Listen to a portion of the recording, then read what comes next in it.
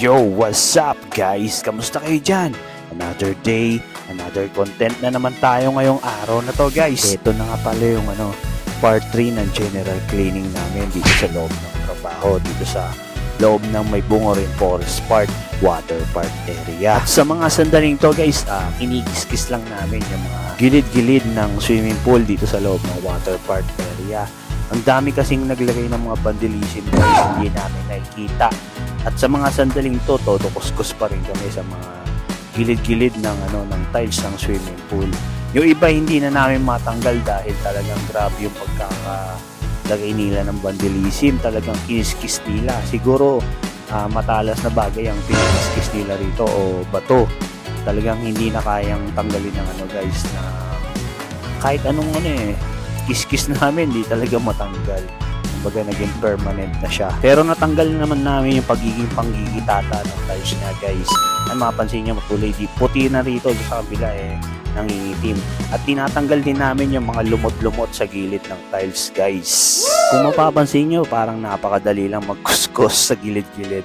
Pero nakakangalay din sa kamay guys at sa mismong daliri talaga nakakangalay talaga guys. Hindi rin pala talaga biro yung gantong pagkikis-kis, kaya sa mga nagtatrabaho sa mga bagay-bagay na mga relate sa mga kiskisan mabuhay po kayong lahat dahil hindi po talaga biro to. Lalo na yung mga nasa barko guys, yung mga seaman, yung mga nagtatanggal ng kalawang sa mga barko-barko, hindi po talaga biro yun. Talagang nakakangalay at nakakangawit sa kamay guys. At makikiusap lang ako sa mga nagsiswimming dito, lalong-lalo na sa mga kabataan. Kung pwede, wag naman po sana natin baguhin yung loob ng water park area o buong loob ng May Bunga Rin Forest Park.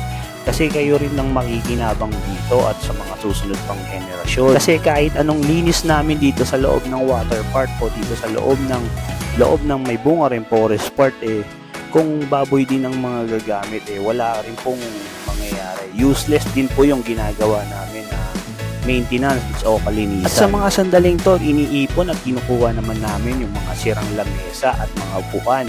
At tapos na rin kami magkuskus dito sa loob ng water park. Tapos na namin kuskusin yung mga dapat na kuskusin dito sa gilid-gilid ng tiles ng swimming pool guys. At dito ko na muna tatapusin tong video na to. Maraming salamat sa lahat ng mga followers ko at mga viewers ko. At kung hindi pa kayo nakapollow sa akin, baka pwedeng i-follow nyo na rin ako. Like and share na rin guys. Napakalaking tulong yon sa mga kagaya ko nagsisimula pa lang sa pagiging content creator. Maraming salamat guys. So see you in my next vlog.